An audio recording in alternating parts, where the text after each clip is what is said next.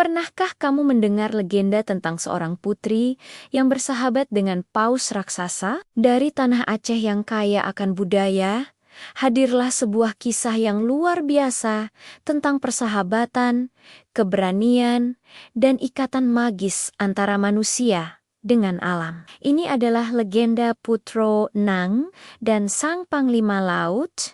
Dahulu kala, di sebuah kerajaan kecil yang damai di pesisir Aceh, hiduplah seorang putri bernama Putro Neng. Berbeda dengan putri-putri kerajaan lain yang lebih suka menghabiskan waktu di dalam istana yang megah, Putro Nang justru menemukan kebahagiaannya di tepi laut. Setiap hari, ia akan berjalan di sepanjang pantai berpasir putih, membiarkan angin laut membelai rambutnya, dan mendengarkan bisikan ombak yang seolah bercerita kepadanya. Bagi Putro Neng, laut bukanlah sekadar hamparan air asin, melainkan sahabat yang selalu setia menemaninya. Ia memiliki ikatan batin yang begitu kuat dengan alam, terutama dengan lautan luas yang terbentang di hadapannya. Rakyat mengenalnya sebagai putri yang tidak hanya cantik rupawan, tetapi juga berhati mulia dan sangat menyayangi setiap makhluk ciptaan Tuhan. Suatu hari, saat Putro Neng sedang mendayung perahu kecilnya tak jauh dari pantai, matanya menangkap sesuatu yang besar dan tak bergerak di perairan dangkal. Dengan rasa penasaran bercampur cemas, ia mendekat dan terkejut melihat seekor paus raksasa terdampar di sana. Tubuhnya yang gigantik, penuh dengan luka, dan napasnya terdengar lemah. Siapapun pasti akan merasa takut melihat makhluk sebesar itu. Tapi Putro Neng tidak. Hatinya justru dipenuhi rasa iba. Dengan penuh keberanian dan kelembutan, ia mendekati paus itu. Selama berhari-hari, Putro Neng dengan sabar merawat luka-luka sang paus, memberinya makan, dan berbicara padanya dengan kata-kata yang menenangkan. Perlahan tapi pasti, paus raksasa itu pun pulih. Sebagai ungkapan terima kasih yang mendalam, paus itu berbicara kepada Putro Nang. Ia memperkenalkan dirinya sebagai Panglima Laut, penjaga Samudra Hindia. Ia sangat tersentuh oleh kebaikan hati sang putri. Sejak momen itu, ikatan yang luar biasa pun terjalin. Putro Nang dan Sang Panglima Laut menjadi sahabat karib. Mereka sering bertemu di lautan, berbagi cerita dan tawa. Sang paus berjanji dengan sungguh-sungguh bahwa ia akan selalu melindungi Putro Nang dan seluruh rakyat kerajaannya dari segala macam bahaya yang datang dari arah laut. Janji seorang sahabat yang akan terbukti di kemudian hari. Waktu berlalu, tahun berganti tahun. Putro Nang tumbuh menjadi seorang ratu yang bijaksana dan dicintai rakyatnya. Kerajaannya hidup dalam kedamaian dan kemakmuran. Namun,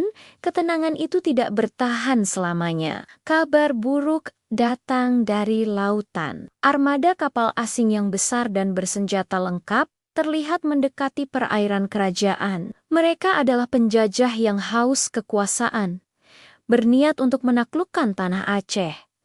Rakyat dilanda kepanikan hebat. Raja, ayah Putro Nang yang sudah menua, merasa tak berdaya. Kekuatan angkatan laut kerajaan mereka tidak akan sebanding dengan armada musuh yang begitu besar dan kuat. Di tengah keputusasaan yang melanda, Ratu Putro Nang teringat akan janji sahabat lamanya. Tanpa membuang waktu, ia berlari ke tepi pantai, tempat di mana persahabatannya dengan sang paus dimulai. Dengan sepenuh hati, ia memanggil nama sahabatnya, "Wahai Panglima Laut, sahabatku, aku membutuhkan pertolonganmu." Laut yang tadinya tenang tiba-tiba bergejolak. Tak lama kemudian, dari kedalaman samudra, muncul sesosok tubuh raksasa yang amat dikenalinya. Panglima Lot, sang paus raksasa telah datang memenuhi panggilannya. Kemunculannya menciptakan gelombang besar yang menghempas pantai, menunjukkan betapa dahsyat kekuatannya. Dengan air mata berlinang, Putronang menceritakan ancaman yang sedang dihadapi kerajaannya. Ia memohon kepada Panglima Laut untuk menepati janjinya dan melindungi rakyatnya dari serangan penjajah. Tanpa keraguan sedikit pun, Panglima Laut setuju. Ia tidak akan membiarkan sahabatnya dan rakyat yang tidak bersalah menderita. Sang paus raksasa kemudian mengeluarkan suara melengking yang menggema ke seluruh penjuru samudra. Itu adalah panggilan perang. Tidak lama kemudian, puluhan paus lain, besar dan kecil, muncul dari segala arah, menjawab panggilan pemimpin mereka. Mereka berbaris di belakang Panglima Laut, siap untuk bertempur. Ketika armada kapal musuh mulai memasuki perairan Aceh dengan angkuhnya,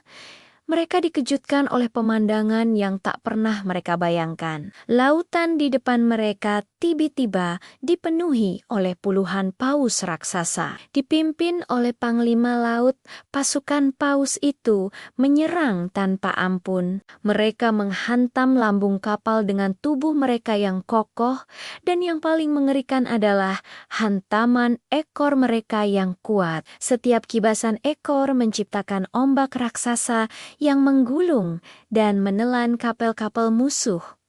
Satu persatu, para penjajah yang tadinya sombong, kini panik tak berdaya. Armada mereka yang perkasa hancur lebur, ditelan oleh amukan laut yang dikomandoi oleh sang Panglima Laut. Berkat bantuan sahabatnya, kerajaan Putronang pun selamat. Para penjajah berhasil diusir dan tidak pernah berani kembali. Sejak saat itu, Ratu Putroenang memerintah kerajaannya dengan damai dan bijaksana. Legenda ini terus hidup di kalangan masyarakat Aceh. Mereka percaya bahwa laut mereka selalu dijaga oleh kekuatan gaib. Gelar Panglima Laut pun diabadikan menjadi sebutan bagi pemimpin adat laut yang dihormati, yang dipercaya memiliki tugas untuk menjaga keharmonisan antara manusia dan laut, persis seperti yang dilakukan oleh sang paus raksasa. Kisah Putro Neng dan Panglima Laut mengajarkan kita sebuah pelajaran yang sangat berharga, bahwa persahabatan sejati tidak mengenal bentuk dan batas. Kebaikan hati sekecil apapun bisa melahirkan ikatan yang luar biasa kuat. Legenda ini juga mengingatkan kita akan pentingnya menjaga keharmonisan dengan alam. Karena ketika kita merawat alam, alam pun akan merawat kita. Kekuatan sejati tidak hanya datang dari senjata atau teknologi, tetapi juga dari ikatan batin yang tulus dengan alam semesta. Terima kasih sudah menyimak kisah menakjubkan dari Aceh ini. Jangan lupa untuk like, komen, dan subscribe agar kamu tidak ketinggalan seri cerita menarik lainnya dari Nusantara. Sampai jumpa di video berikutnya.